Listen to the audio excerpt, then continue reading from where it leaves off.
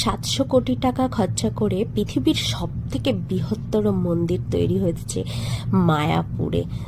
আর এই মন্দিরে এখনো পুরোপুরি তৈরি হয়নি, তাও ভেতরে এন্ট্রি করতে দিচ্ছে। তো আমরা 50 টাকার ডোনেশন দিয়ে পার হেড ভেতরে চলে এলাম।